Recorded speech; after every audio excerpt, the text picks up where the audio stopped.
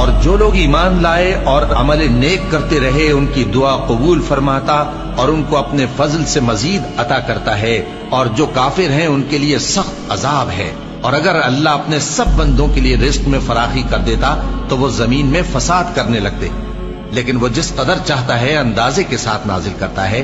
بے شک وہ اپنے بندوں کو جانتا ہے، دیکھتا ہے، اور وہی تو ہے جو لوگوں کی نا امید ہو جانے کے بعد مے برساتا اور اپنی رحمت یعنی بارش کی برکت کو پھیلا دیتا ہے، اور وہ کارساز ہے، لائق حمد و ثنا ہے۔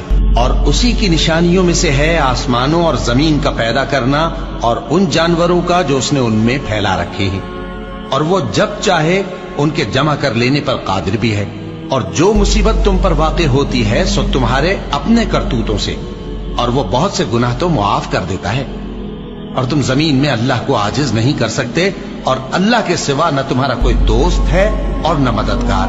اور اسی کی نشانیوں میں سے سمندر میں چلنے والے جہاز ہیں پہاڑوں جیسے۔ اگر اللہ چاہے تو ہوا کو ٹھہرا دے کہ جہاز اس کی سطح پر کھڑے رہ جائیں۔ ہر صبر اور شکر کرنے والے کے لیے ان باتوں میں قدرت کے نمونے ہیں، یا ان کے اعمال کے سبب ان کو تباہ کر دے اور بہت سو کو معاف بھی کر دے۔ اور سزا اس لیے دی جائے کہ جو لوگ ہماری آیتوں میں جھگڑتے ہیں وہ جان لیں کہ ان کے لیے کوئی جائے فرار نہیں۔